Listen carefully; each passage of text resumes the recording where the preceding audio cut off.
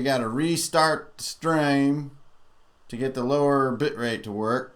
Choppy seas. Oh my God. Now it's just completely... now it's just toast. Wait, there's a big gray block. Maybe that's something good. I'm just going to have a drink here for a second.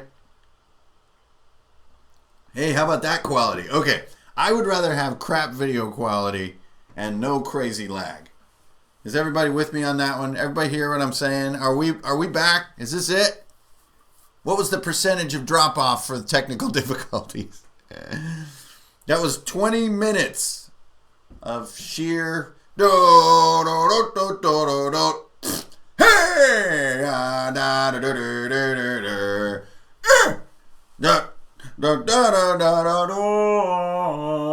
da da da da.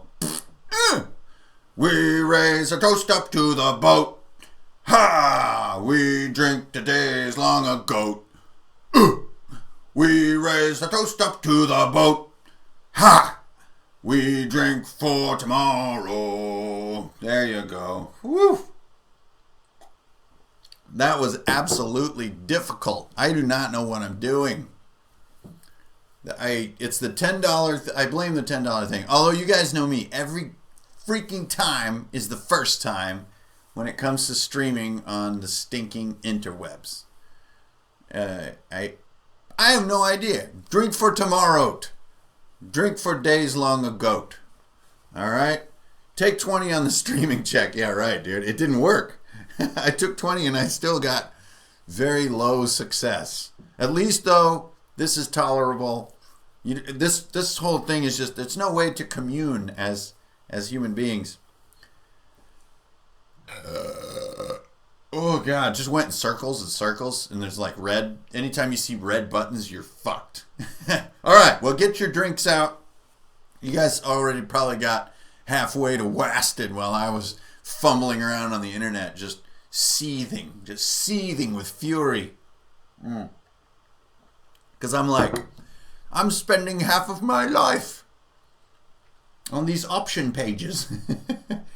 Boats, you guys, boats. We raise a toast up to the boat. Forgive me if the intro is a little long here, but I'm getting it, back to center, as they say. Zen mind, beginner's mind. So I'm bringing it back from that whole, anything with computers is just like takes all the emotion out of, well, I guess that's, computers don't have emotions, but they sponge you of your emotions. And emotions are key for playing D&D like a big old badass, and that's what we're going to do tonight. So pardon me if I just guzzle down some of my beer before I get going to wash away all the fury. Nice to see everybody. Thanks for getting up early in the morning or staying up late in the evening to hang out with your old buddy hankering over here. What the hell's going on?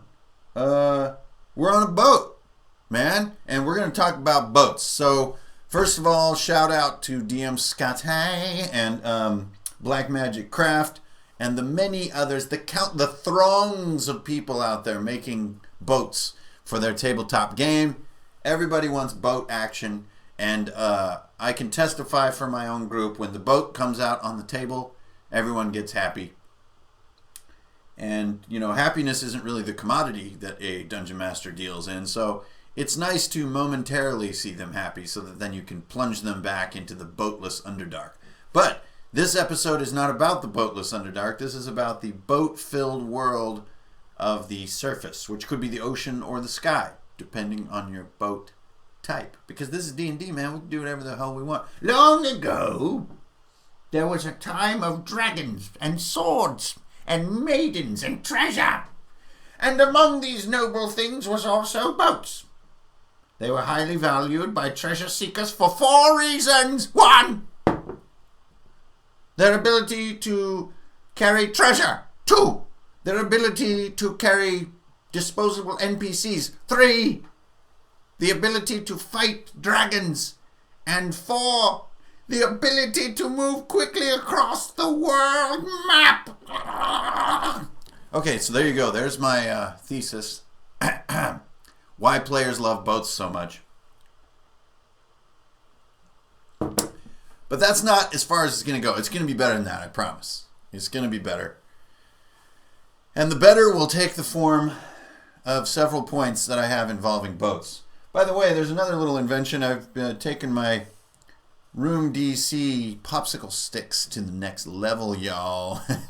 So get your Pathfinder mini base and stick your thing on there, and you got a little sign. And signs are cool because they help communicate ideas, and that's what you do because you're a dungeon master and you're a big old badass. Boats. First rule with boats, or it's not so much a rule as it is a guideline or a tip, an opinion more so. Can you even read that like on 240p? Boat does not equal pirate. Now the minute that boat comes up, you get your pirate going, right? You're like, oh, we're gonna be on a boat, and there's gonna be rum and wenches with diseases in their groins, and we're gonna be swarthy and talk like, yeah, right? Pirates, you know? Davy Jones and Keanu Reeves or Jack Dempsey, what's his name? Johnny Depp, that's it. Right, all that pops into mind. But no! This is Dungeons & Dragons. Now, if you're doing a pirate-themed thing, fucking rock on. Own that shit. Get a bunch of treasure, have a weird code no one understands, and say parlay.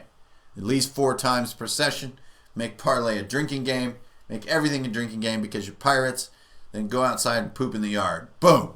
Pirates. But don't think that just because you got to get some cool boats in your game that it's got to be all pirate, that it has to be all murder and like talking with the pirate accent, swinging on ropes and like doing the code. You could have an entire set of encounters with boats that where no one says parlay. So imagine that. I would, for a fantasy campaign, recommend going outside the pirate box. And this means think about who in your world is a shipwright, a ship crafter, a ship maker, a navigator, a sailor. Who are those people in your world if they're not just obvious cliche pirates? Now, in my world, I associate shipbuilding with Vikings a great deal, so I always think of dwarves and Viking-like characters as being critical to being nautical. They're crotical. Let's get nautical. Let me hear your boating talk. So you can do all the, mind the starboard and take the boom to the port. Feign the cleats and jib the ropes, you swarthy. Oh, see, there I started doing it again. Anyways, we put dwarves as the navigator and helmsman aboard our boat, which is called the HMS Scoots. And they're fun because they're awesome. Like, this ship is just falling out of the sky at Mach speed, and they're just like, this is finally a boat voyage I can get interested in, etc. And then I think the players actually started to worry a little bit about who they had at the helm because he was like kind of happy to do this massive nosedive. Good times. Anyways, there you go. So don't just it boats and so let's do pirates. Take it further. And don't have ideas? I don't know. Come up with some. Work on it. Go watch a non-boat movie and they'll just start washing over you. Maybe you could do like skeletons. All right. So many times I've mentioned doing the Sundered World ship mechanics. I kind of throwing that, bandying that term about all the time with how I'm running boats in my game. And I could not be more in debt to David Gill and Melissa Fisher over at Awful Good Games for how they wrote their ship mechanics. Now they have more tags and more interesting detail than I have in my stuff because me and detail, we just don't have a very functional relationship.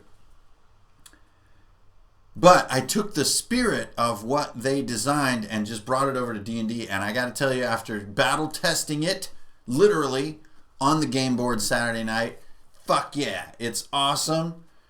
Play D&D like a big old grown-ass man or woman.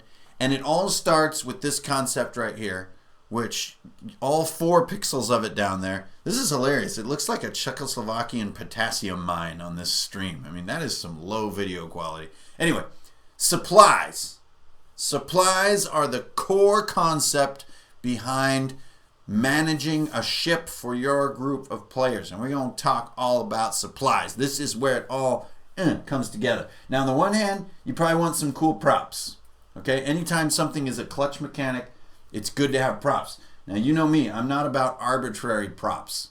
I like to have props that have a game mechanic purpose. So you got like a little pile of, and you guys probably saw my video where I was preparing this stuff. You got a little pile of lumber, you got some crates, you got some kind of little open bin, you got a few barrels and stuff like that, right? These are visual representations of supplies. So supplies on a boat are like tar and pitch, planks, nails, rope, cannonballs, food, fuel if you're burning any kind of an engine, cable, tools, bedding, all that stuff all goes into the group called supplies, right? Now, what you do is when they're building the boat, you have a build cost, which is somewhere, like in the 10,000 gold area. And then for each supply they want to put on the boat, you charge them, if you're doing a normal 5e economy like me, charge them 200 gold for one supply, okay? You just get those numbers out of the way. You're like, well, what does that do? I don't understand. Okay, well, just imagine it this way. Every time you do anything on the boat, it's going to eat supplies. You fire a cannon once, that's one supply.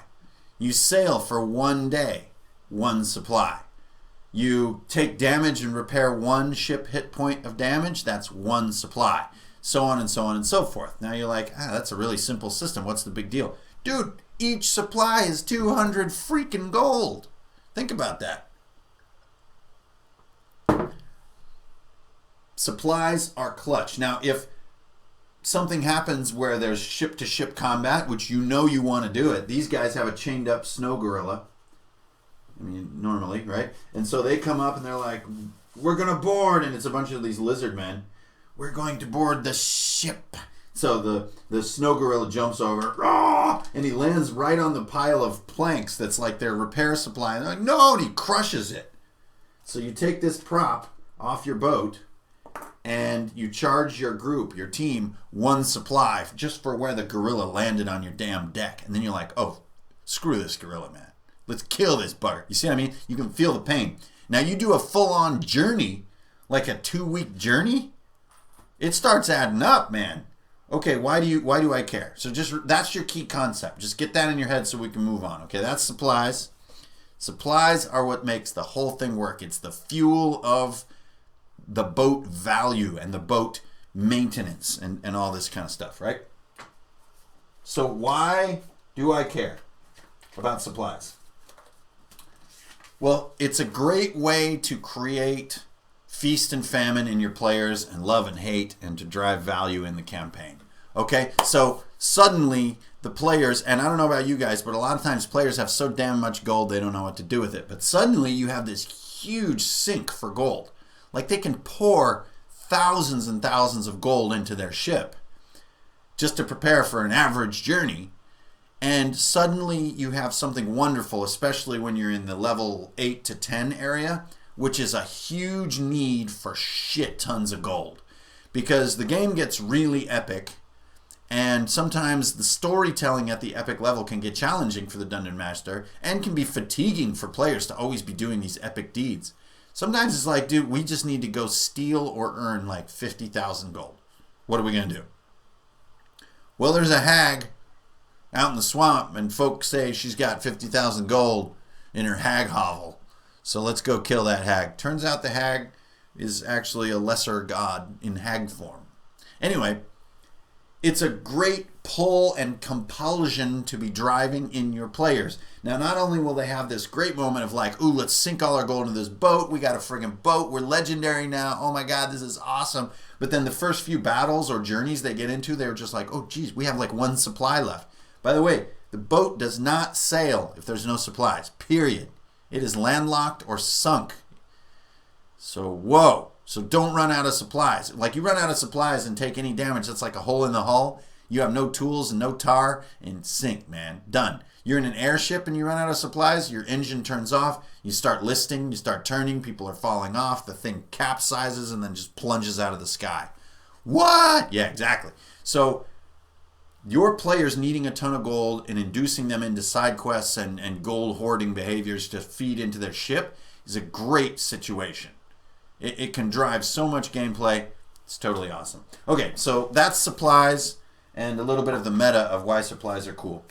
All right, now you want to talk about fighting with cannons, fighting a dragon, fighting another ship, fighting a sky squid, fighting a thulid, a star husk, all this kind of stuff, right? Here you go. It's super easy. Just give things ship level stats, and this way you boil your numbers way the hell down, namely by a factor of 10.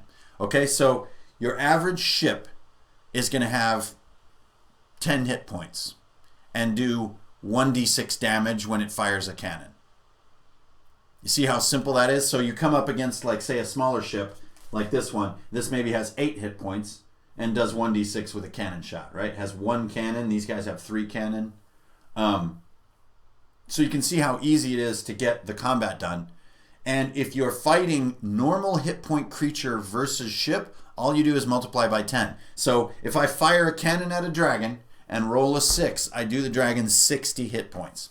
Now, sometimes you're going to want to turn creatures into ships for the sake of number tracking. So you might have a dragon that is using ship stats, right? So the dragon is doing 1d6 to 1d8 damage to ships and has something like 20 to 30 hit points in ship hit points. So you see what I mean? And now if this baffles you a little bit, feel free to just get rid of the 10 multiplier and just keep everything on these huge numbers. But then a ship would have, you know, something like 100 hit points. And that can get a little bit of a pain. If you have 2 ships both with 100 and you're rolling damages, and then there's a dragon with 450 hit points, and like, gets a little goofy, you know, so I'm not into it. So I like the idea, and this is from Sundered World, of doing these very, very low, simple numbers. And you just call it ship damage, and really it's about a factor of 10 under normal. So you can cross over between creatures and ships. You can do ship to ship. It's super easy. Just have people make a dex check, just like they would with any ranged weapon, to aim a cannon. Now in our campaign, we have little wheeled cannon carts. They can be moved around. Maybe with yours, you want to do maneuvering to bring the cannons about. Very common mechanic. Again, make life simple. Just make it an intelligence or wisdom check. If someone has some sailing skill that they can throw the bonus on there, hell yeah. They bring the boat about, then roll your simple damage, and you're trucking, right? Don't worry about how fast boats can get. If a boat is just super fast, it outruns the other boat. You're done. And this kind of brings me to my next point about what can be fun with boats. And granted, there's going to be a ton of things that are fun about boats I'm not going to talk about. But hey, man, the internet doesn't like me. So it's not really salient to the conversation. Okay, weather. Now, a lot of people think boats, they think weather, they think nautical journey. Holy shit. The motion of the ocean. Weather in itself is kind of like travel time or downtime in D&D. It is not fun. Sometimes if your group's really tired and you need to get between encounters or something, maybe a couple weather rolls would be... But generally, come on, seriously? You want to do fast weather, just have them roll for how bad the weather was on a d6, and that's how many supplies were burned as they sailed through the terrible weather. Now, if you want weather to get crazy, to be visceral, to be awesome, follow this rule right here. Only bring sailing weather into the equation if it's during action or during a battle.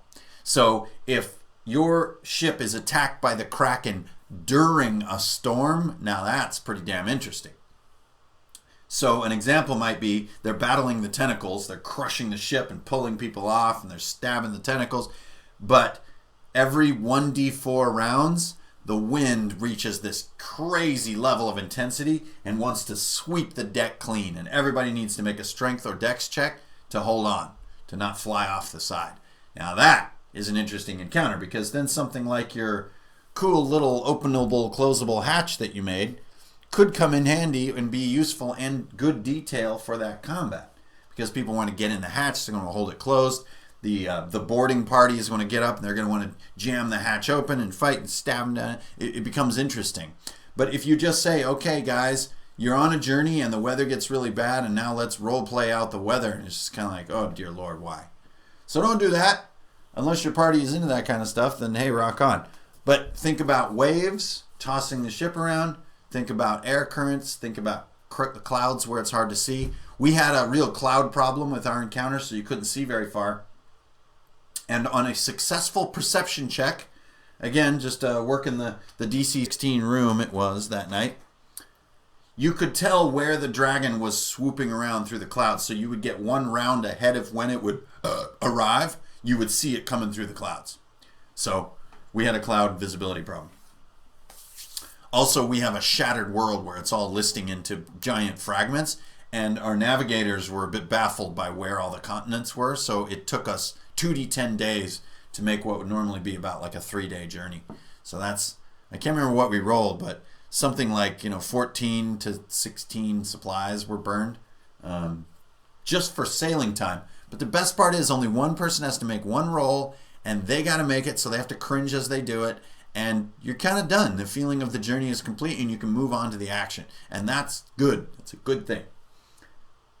Okay, there you go. So that's those pieces. And then finally, I have this kind of ridiculous one here, which is create a usable, non-arbitrary, incremental or incremented space that you can use so you don't just wind up with a boat prop. So a lot of the crafting that I see is like light years beyond the quality that I do, but in some cases they create props that would actually be difficult to use with gaming mechanics.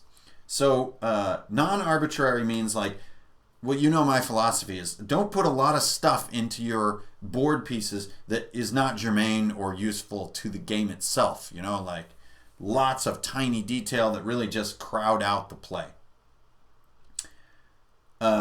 Secondly, incremented. What does that really mean? Well, Blackmagic Craft solved this brilliantly with his kind of plank style that he does, because it kind of implies a 1-inch grid and gives you a sense of how big everything is, and it can be used as an incremented space.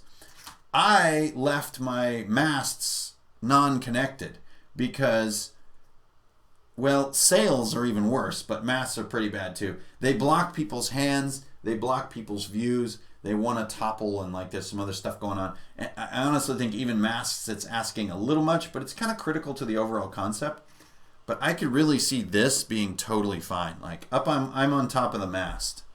And this way you get a nice clear view, you get even more movement space, and so on and so forth. So my advice is just in making your boat, don't get so dense and tight with it that you can't have a fun usable space. You want to be able to move your cannons around, and this guy runs over here, and Zymer is up here hanging out with Foxy, and then the snow gorilla breaks his chains, and he's over here, and he's rattling the mast, and Stills falls down, and like there's plenty of room for lots of action to happen here, and I think that's clutch. And even this is a little cramped, honestly. It would be cool to have a bigger one, but this one's a little wider and a little more roomy. Like it'd be great to have bad guys don't have masts, they just have engines. Like they got this little reactor thing that I made, so that engine just drives their ship, right? And so they don't use sails, and it gives you all this fun room to come over here and have a battle with the snow gorilla and with the lizard man and so on and so forth. You get a nice usable space. So, watch out and make sure that your boat doesn't just become a big prop that's just going to blow everybody's mind and then serve no purpose in the game. So keep it marked with increments, usable space that minis will fit and move around, and so on and so forth. The sails look super awesome on the craft ships, but man, talk about getting your hands all tangled up and not being able to see. So I just bailed on the sail. I sail bailed. So yeah, the magnet is a great idea too, to avoid kind of this problem. It's just, this is such a knockover hung on thing. Like if this was attached, then I think it'd be even worse, because if you got hung on it, like the whole thing would come loose. So Blackmagic is probably right. Like a magnet is about the smartest thing that you could do. See, it's like hard to even set the damn thing down. So there's my boats, and those are my boat rules. It's just that damn simple. The key is to provide consistency. Now, do you remember my old guy voice? He said that the reason that boats are popular, some kind of dog attack happening, was that they're useful for carrying treasure. useful for carrying disposable NPCs, can fight dragons, and get you across the world map quickly, right? So get you across the world map quickly is really simple. Everyone in every campaign, if you're doing it right, if you're being awesome, has felt the pain of a land journey as a low-level character, right? It takes not just a lot of game time, but a lot of actual real-world session time to make the journey, to do the encounters, to, oh, there's this side quest, and then, oh, we have to get through here. The mountains are guarded. Oh, by the way, there's a dungeon. It's like, holy shit, man, we've only gone like 50 miles. Like, it's been 3 months of real-world time.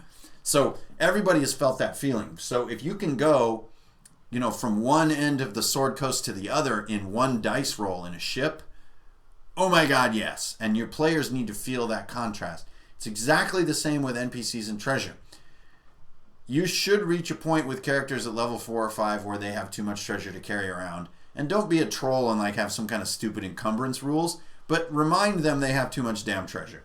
Then you get your ship and it's really no longer a problem. Same thing with NPCs. Not easy to move a dozen NPCs around or you're just too conspicuous, you look like an army. But with a boat, hell man, nobody gets eaten by wolves, nobody strays off into the woods, you don't lose anybody on the way. You just go from A to B. It's awesome. Fighting dragons. Make sure, if you want to kind of roll the way that we do, like the supplies in the combat system, that your players have already fought a dragon at least once without a boat. So that when they come to fight a dragon with a boat, they get that awesome feeling of this massive upgrade. And this gives you the tone of like, fuck yeah, we're epic now, we have a boat, right? That's a great feeling that's going to reinforce them wanting to covet this, customize it, put money into it, and keep it over time rather than just ghosting it into a castle for one moment of glory, which actually would be totally rad, but you didn't hear me say that. Finally, there's holding treasure, holding NPCs, fighting dragons. Oh, that's it. That's all 4. Moving across the world. So they just need versions of those experiences where they don't have a boat, which they probably will by the time you're getting into boats. And then they'll feel that contrast, and the supplies are what give it all this measurable tone so that it's not just left up to role-playing exactly how much shipness they have available to them. So any port or any decent-sized town or village is going to have supplies. They're always going to want to get supplies and load up. They should be keeping a small crew, at least 2 guys, so on and so forth. This is a great way. This is more fun than building a fortress because fortresses don't get you across the world map. You're always stuck in the same place, and it's a little bit too much like real life. Where, well, for some people live the real life on the damn boat. So I rescind that remark. There you go. That's my entire set of ship mechanics and how I'm using boats in my campaign. I imagine you guys have a bunch of questions of all the shit that I haven't thought of. But those are the fundamentals. Those are what I got out of Sundered World, and that's how it has played out in our group. So we raise a toast to the boat. We raise a toast to days long ago. So that's all I got. I don't even know who's around. Looks like 50 crazy cross-eyed freak shows are all up in the chat room. So good to see you. Thanks for enduring the 240p. That is amazing looking. That's like some 1993. That's 1893. How's your back? Weird. First rule of boats, smash the boat. Shipwreck. Shipwrecks are very cool.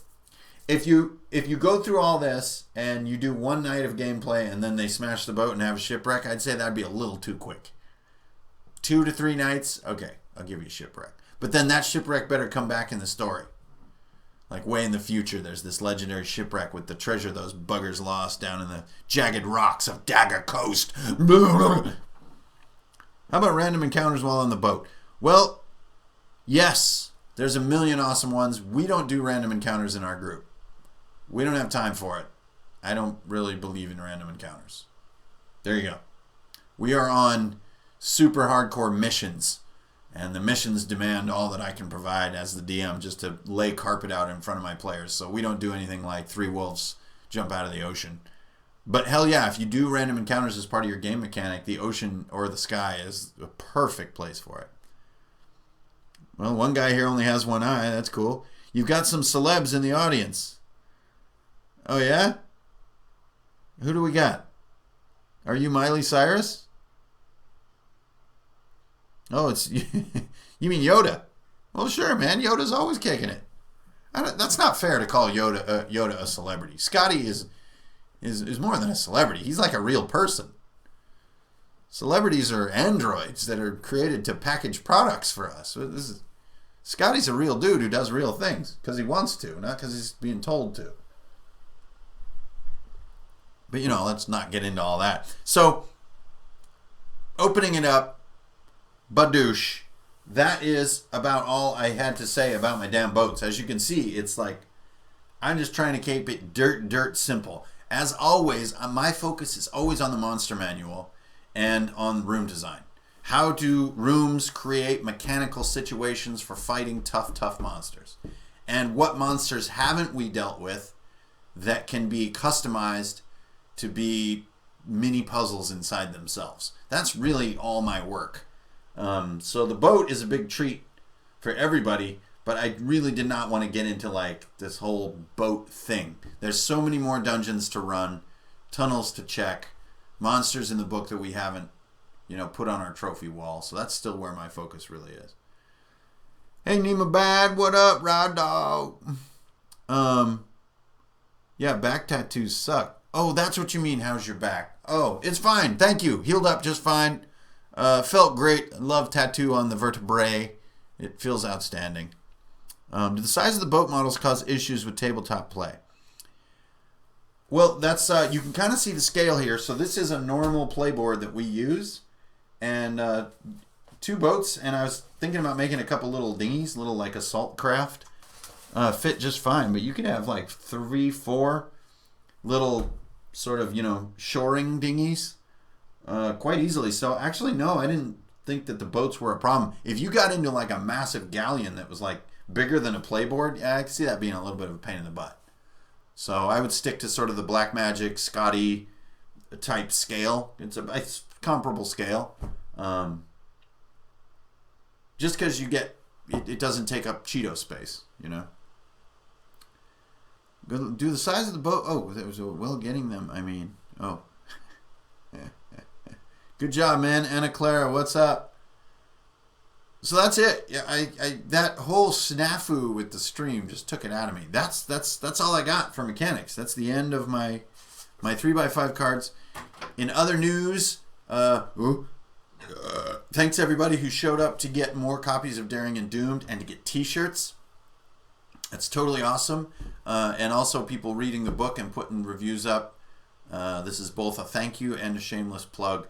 Thanks, everybody. Totally awesome. I'm trying to get Will Wheaton a copy of The Daring and the Doomed, see if he could play it on tabletop. I think that'd be pretty funny. Yeah, but more of those fun Drunken and Dragons t-shirts moved out of the building, so that's badass. I'd like to see who's sporting those. Still, Scott Hill, I think is his name, the older guy with the chainmail. He still gets the best Drunkens and Dragons t-shirt award, if there's such an award, where he's got his chainmail and his sword and he's got his Drunkens and Dragons t-shirt. That's a classic lumpy-headed weirdo right there. That's my kind of guy. Cheeto space. How about Gnomish Submarine? That would be fun.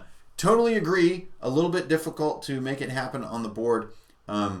We don't do a ton of machinery in our campaign. Sometimes it can be a bit of a slippery slope of craziness. Like you just keep expecting crazier and crazier machines. Even like Apparatus of Qualish for us hasn't really come up. Or anything like that.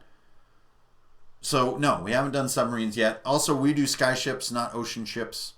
So, I think our ship could probably land in the ocean and become an ocean thing, but we just haven't gotten there yet. Like I said, I like to keep the game in dungeons. I think it's in its sweetest spot when you're in dungeons doing monster crawls and stuff. Monster crawls. And stuff like that. So, we're not like going all in on it. It's just, we got a fun little buzz going right now with people making boats. So it's just like, try this stuff. Try up-resing your stream. That's my other advice. Any videos on voices and NPC personalities? Surf in Colorado. First of all, props out. I grew up in Colorado. Beautiful, beautiful place. Heart of the world right there. Well, wow. Voices and NPC personalities. I kind of have mentioned this a little bit before.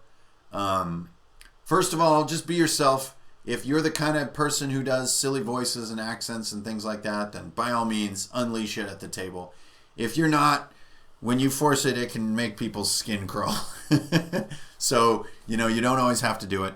I kind of do like one accent for every NPC in our game because I don't like the focus to go on to NPC acting and character acting and stuff like that. But, even the players occasionally will speak in their own crazy accents, like Milo will be like, "What is this strange device?" This kind of shit.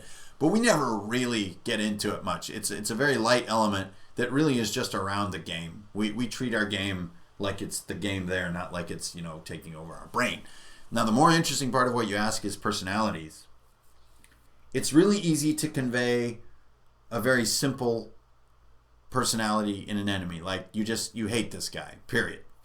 But I think it can be a lot more fun if you, as the DM, let yourself be more flexible and go ahead and have villains be cool at times. They're groovy. They don't always have to be a dick. Or you can have your dwarven ship helmsman, right? Verkin Furnail, Hankeron's cousin. He can be back there behind the helm, and he's just totally sensible and totally quiet. But sometimes, man, when he gets like a good wind going and he gets that baby rocking, he starts drinking and he starts acting crazy and he's like a little bit scary and stuff like that. It's fine. You don't have to have one-dimensional NPCs, but I do recommend that you keep them out of the damn game for the most part. NPCs are exactly that. They're not players, so they just don't deserve all this cool development. So even Arglo Asa, who is a huge legendary figure in Forgotten Realms lore, is basically the shadow dragon that we're hunting right now. She has a ton of shit to say. If I was writing a book and she was a character, she has a ton of shit to say. My God. But in the tabletop game, I just want her to be a sort of a savage beast who kind of maybe says one or two lines of sadistic dialogue, and that's going to be plenty. I don't really want to play head games between my group and a dragon. So I guess that's kind of my answer, is like, if it comes naturally to you, go for it. Generally, from the players that I've played with in my lifetime, they don't really get into lots of in-character acting. I think a lot of people are very shy with it and stuff, so I wouldn't push it on them. And they can be like, is this what D&D is? So it can be a little much for people. But if you treat the game like a board game and everybody can just have fun and be themselves, I think it's a lot easier to get into. It's more accessible. So that's my thing. Don't do one-dimensional characters, though. You're better than that. Does he have a green gem on his chest? Who? Does who have a green gem on his chest? Beer steam. If you want to check out Classic blah, blah, blah, blah, blah, back 81st edition. First edition is very cool. So I'm really partial to second edition. It's my favorite one, but 1E is cool, too. I like 1E just for its own principle of it being foundational, but for me personally in my life, 2E was the shit. Oh man, no vids yet on Ravenloft or Dark Sun. I'm not going to do a video on Ravenloft. Ravenloft is just like, that sponge has been wrung out. Dark Sun totally deserves a video. I love Dark Sun. We ran Dark Sun in about 1990 was when we ran Dark, and it was super dope. It was great. Yeah, we play in person. That's Cyrus. He is Milo, our 7th level wizard. I like fighters being fighting men. Don't we all? What do you think of 13th Age? I don't know what that is, but it sounds cool. Oh yeah, Hyperborea is really cool. I have it right over there. Astonishing Swordsmen and Sorcerers of Hyperborea. Brilliantly written book. And great book because they made it in a spiral bind, which feels cheap at first, but you can open it and leave it open and lay it flat, which is awesome. I wish you could do that with the WotC Monster Manual. Oh my God. Because a lot of times we'll be playing right out of the Monster Manual, and it's all this huge biblical tome that doesn't rest flatly on anything, and it disrupts the harmony of my Cheeto space. You only need old red box rules. Hey, ain't that the truth? Hey, Scott Hill. Speak of Beelzebub, and lo, he shall rise. I drink to your chainmail, sir. Speaking of old Redbox, we played with the original polycarbonate plastic crayon number dice on Saturday night, and they are freaking awesome. If you can get your hands on a set of those, do it. They're badass. And you get to sit there and make your dice with your crayons. That's the way to be. That was all Cyrus's idea, by the way. That was awesome. Not you personally, Hank. The green gem was for the... Oh, yeah, sure. That's cool, man. God, I haven't read those in ages. Hank. Yeah, Cyrus, what's up? Just like old Mazes and Monsters taught me. Still have my first set. Dang, that box got to be falling apart, dude. You must have a dry environment for storage. There's no such thing up here in the Space Coast. Those dice come in the Hyperborea box set. No, those ones are weird. Those ones are kind of see-through, and the D20 has a 0 on it. I don't even know what that means. We made a drinking game out of you referencing the video quality. Oh, my God. Oh, it's so bad. The video quality is absolutely terrible. Ever play anything besides D&D? Hell yeah. I mean, only substantively. Shadowrun, GURPS, Rifts, Palladium Fantasy, which is kind of Rifts. Did Middle-earth role-playing for a while, and Fantasy Hero. Played that for about a year. Those are the only ones that I've played in depth. Mainly D&D, and in the early days, tons of GURPS. Any tapes for making a new story to play? Boy, that is a bomb question. Those boats are looking good. Thanks, Gabriel. Yeah, look, ice is really just turbulent water. Isn't that nice? Tips on making a new story. Yes, I do have a tip. And it is going to help you worlds. Don't write the damn story. That's my tip. Let it become. And what you want to do is write one night. And make that fun. Do not worry about why things started the way they did or what happens after that night ends. Don't give it one lick of thought. Just get those characters in the room, get those players at your table, make sure they got snacks and everybody's having fun. Get them through three maybe good, solid, fun encounters and call it. And you're done. Then worry about what happens next. Not what's gonna happen a year in the future or what happened 500 years in the past. Fuck it. Just focus on the now and make the now fun. After you play a few months, if it's a good group and if it's gonna stick, the story will start to grow its own legs that you never could have thought of at the beginning. So don't even do it. Just stick them in a dungeon with some damn goblins and like, whoa. That's it. There's a goblin encounter, there's a weird creepy trap, and then there's a harder goblin encounter with some skeletons. Boom! That's all the story you need. And I think Scotty follows this strategy too. Scotty just tries to create fun encounters and little themes. So the theme is like voodoo, jungle, you know what I mean? You don't have to come up with all this crazy stuff. Later, Graves. Thanks for stopping by, dude. So that's my advice. Have fun with that. Good luck. Leave blanks. Sure. That's the Dungeon World motto. Savage World Rifts. Oh, hell yeah. It'll be fun. I will be really surprised if they can match the source book quality and depth of Rifts itself. There's more than 40 books with Rifts. It's a massive, wondrous world. And I'm sure Savage Worlds mechanically will be better than Palladium, OCCs and RCCs and all that stuff. But can you bring all that in there and make it easy to use and useful and stuff? I don't know. We'll see. Rifts is also a product of its time, so 21st century Rifts is a little, I don't know, it's going to be hard to pull off, but fuck, that would be great. Rifts is freaking awesome. I made one of those frost cubes. Sweet. Now my kids want to use it all the time. To like put on the cat's face or something. Whew. I'm pooped. I'm tired. You don't hear me say that very often. Yeah.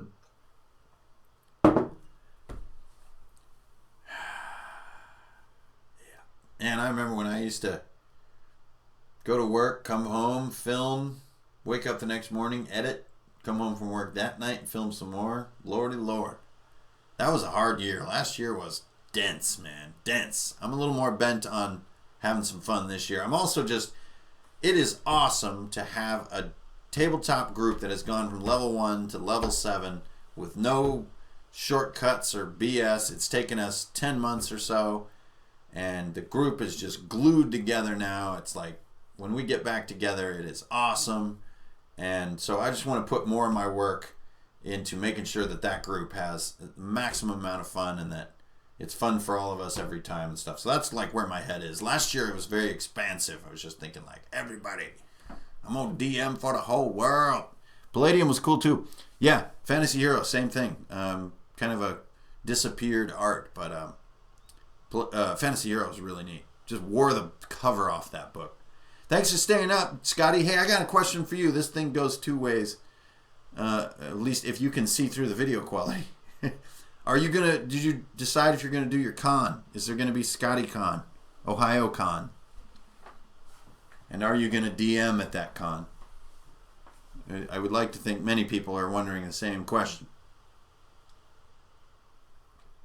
Oh, nice. Shattered Stairs. Way to go, John. That is a super duper fun encounter. You do the floating skull and everything, the breathing wind and all that craziness. It's, man, what a blast. I love that encounter. Straight out of Khazad Doom, baby. Oh, yeah. Scotty Con, yeah.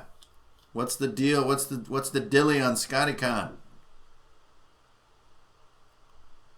Well, if you need a dwarf fighter, give me a holler. Nice one, dude. Don't spill your beer onto the papers. Although, you know that leather DMs book I always show everybody from last year? I dropped that out of a canoe, so. When you drive through RPG Adventures going to be ready? Man, working on it. And I'm not sure I'm even going to be well, it will be Adventures. It's going to be a little something different. Very excited, but I'm only a little bit of ways into it. 15% of the way into it, maybe 20%. So, again, I'm trying to just take it easy this year. So I'm not trying to rush through it and get things all crazy. Same with Mokhtar. We're just taking it real slow, just like breathing with it. Let it have fun when you want to have fun with it and just let it happen. A lot of times it's real easy to accidentally make things into work and make things into product and think like companies and blah. I will have to look into the details. Word up, my man. If there's one guy who can look into the details of things, it would be you. The amount of crafting you've done, you must be as nearsighted as a goat. But in a good way. Like you see freakish amounts of detail. It's like slow-mo in Judge Dredd when you're crafting.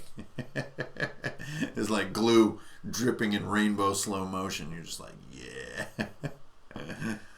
Oh, man. Sturges. Ew. Pokebirds.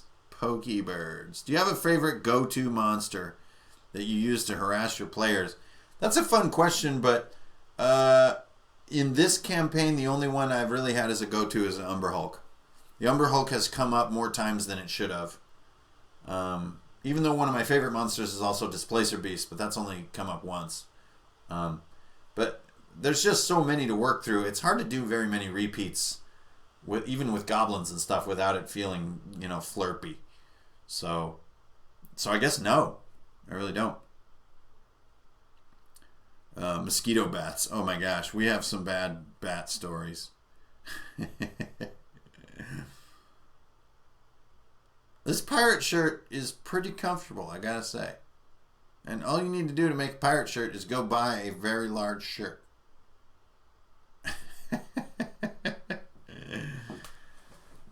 Oh, yeah, that was a delicious beer. That's the boat stuff. I hope that was useful to you guys. I've had more substantive episodes, it's true. But summer's coming up. Who knows what's going to happen. We're barbecuing now when the D&D group gets together. It's going to be an interesting year. There's a lot of energy in the air this year. Like, I can really see how a lot of the YouTubers have these ebbs and flows to their channel. You just, at least for normal people, it's really hard to just maintain this like feverish, wondrous pace. Just because of the natural cycles of life. You just kind of want to chill out, do some other stuff, and then come back, get on the attack. But there is few things that are as much fun as crafting and doing videos and stuff on Christmas break, I gotta tell you that. Oh, player encounter Rust Monster. Oh yeah, man. Rust monsters are great at all levels, especially you put them in a corrosive cave where there's just slime all over the place that's also basically has the same effect as the rust monster. Just I will be at the con on the mountain. Virginia. Woof. I was in Virginia a few years back and I liked that radio telescope, Warm Springs Mountain area. It was really nice out there. Show us the dragon. No, for one thing, it's in the other room, and for another, that is a much more quality video. We're gonna do some monster crafting. That's a video coming up. How to do armatures, use the Sculpey, and not worry about doing it bad, because you won't do a bad job. You'll do it really good. It's really simple. You just make a good armature as the first piece, and then just build in little lumps that are kind of like muscles, and it'll be cool. Running games and workshops. Oh man, that sounds super fun, dude. Virginia's a bit of a truck for that, but who knows, man? Anything could happen by September. That's like 3 years from now. Running games and workshops. Down at the con on the mountain here. I have no idea why you guys watch this 240p crap. I'm just trying to get you drunk now. Sticking with live shows. I don't know, after this quality experience of 240p, I'm starting to think I should do an edited one. I tell you, this stuff is silly. And I bet Scotty can testify here. Like, it's really hard to control the awesome, focused quality. And I don't mean like camera focus, but like conceptual focus. You just don't get it with live. You kind of just look like some dude drinking in some room on Tuesday. Which is an accurate summary and assessment of the situation. But I love to see everybody show up, and I do definitely love to kick it on the chat room. I'll tell you though, I forgot to even mention it reached 1,000 likes on Facebook. So there's two things going on there. One, it's actually in some ways a preferred way for me to reach everybody, is that pictures and ongoing statuses and writing and stuff is really the more natural part of being a dungeon master to me. Making videos is definitely like an extra element of work, but maintaining that Facebook post or page is absolutely smooth with everything that I do. So I know it's just 53 of you awesome people, but if you can help spread the word to the YouTubers, Facebook really is where it's at for Drunkens and Dragons. I would really like it to be more of a place where we can get together and it's easier to see what I'm working on, the ideas that I'm trying to stick out there to see if it'll help people's games. It's where I get most of my messages from. People, saying that they finally got back into D&D and their friends came over and it was awesome and they tried this thing with this crazy D4 and it was sweet and like here's some crafting. I love that stuff. Scotty is way ahead of me on all this. His Facebook is just a colossal community with a lot of activity, really fun hub of crafting. But my angle is a little different. I'm really not the craft master like Scotty is. Much more about building mechanics, the writing piece, and just pick some of my sessions with my peoples. It's really fun. So hey, yeah, John Reeves, man, you're one of the MVPs. Gonna have more stuff for you coming up soon. Hope you get enjoying your coffee mug. Your friends can ask some weird questions about that. I sing that shit all day in the house. What, Dados? Oh man, it's such a sickness. Dados is the worst. When making monsters, how do you know they're not too hard? Because there's no such thing as too hard. You have to make them harder than you can possibly imagine. If they're too hard, one of the players or two will drop one too many times and they will come up with a strategy to evade, escape, or flee. But there's no such thing as a too hard monster unless it's frustrating. If a monster just deflects everything in a kind of a sniffish way, screw that. That's no fun. But if you play without a GM screen and your players can see your rolls, then there's no monster is too hard because it's completely fair and the book is well done. Just give them the hardest damn monster. Every monster you run in your game, double its hit points. Every monster you run in your game, make it smarter and more savage than maybe it sounds in the description. And nerf some of its damage if you're going to nerf anything. So if you have a dragon, give it more hit points, make it more devious, and pull down the breath weapon a notch, and it'd be really fun. If you want to really be a troll, bump the breath weapon, bump the hit points, and bump all of its rolls by like additional +2. That's a monster that's going to challenge players, especially if you have 5 players. It's a lot of minds working against a monster. Oh, P.O. Box. Seriously, from Black Magic? Sweet. I hope it's some of that creepy Canadian death metal. Hard monsters. Our party was gutted by thugs. Yeah, I'll tell you, there is no monster harder than a pit. You want to give people a challenge, give them a pit. Ever have problems managing the action economy at higher levels? Yeah, it's terrible. Keep your game simple. Don't make your game conducive to complex actions. That would be my recommendation. And when there are complex actions, try to just move through them and don't reward them with tons of glorious filigree. But when there are simple actions that are very in character that keep the game moving, that's a great behavior to reward.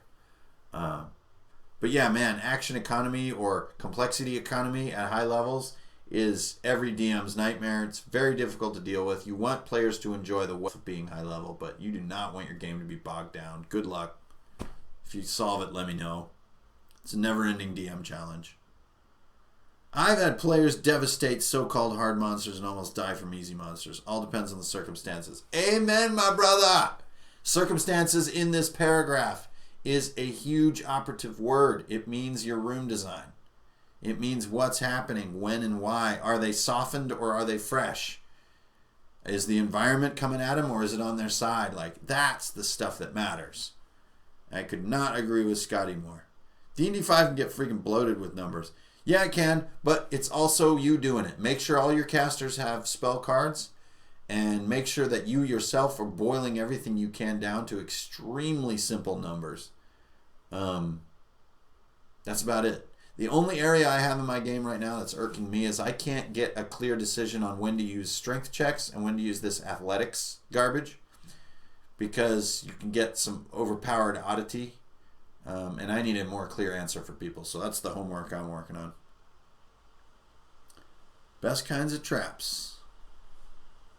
Oh man, the best kinds of traps are not trolls. They're not super surprisers and ambushes. They're right there out in the open, but there's no choice to confront them. You're either in a chase or time is limited. There's a fire, there's a flood, and you need to confront the trap. A trap where it's like, I'll take 20 to figure out the trap. No, that's a horrible trap. You say, there's holes in the wall where darts shoot out. And there's pressure plates on the floor where if you step, the darts shoot out. There's 50 kobolds coming up the corridor behind you. What are you going to do? Now that's a fun trap. Swimming or climbing. Yeah, that's kind of a little bit how I feel. I'm going to get out of here, you guys. It has been an hour since I got the 240p. Stream to run. And it is going to be my bedtime. It's been a long day of creating gameplay for people. And it is a privilege to do it every day, and I love doing it. Fuck yeah. It's great to sit here with all you bizarros, talk about D&D. Make them think about what to do quickly. Yeah. Amen there, Bruton. You step on a kobold, do darts come out? Definitely, dude. More darts. Scott, hey, peace out, man. Later, everybody. Hasta la vista. Barachos y dragones. Bienvenidos a Drunkens and Dragons. Thanks for watching, guys. Thanks for showing up. Let's do more cool shit. More importantly, get out there. Get those games awesome. Let me know how it goes. Give me ideas for my game. Let's keep this beautiful cycle of creative freakishness just rolling. And remember always, strength, honor, and beer, the 3 pillars that make us men or women who play D&D like badasses. I am out. I'm going to take my pirate shirt, and I'm going to go sleep with Winking and Blinking and Nod in the poop deck. So, peace. We raise a toast to the boats. We raise a toast for tomorrow. We raise a toast to the boats And to days long ago. Let's see if I can figure out how to turn this thing off. Game. See you later, Scotty. Thanks for stopping by, dude. Maybe if I just close this. Did that do it? Maybe this will do it. Right?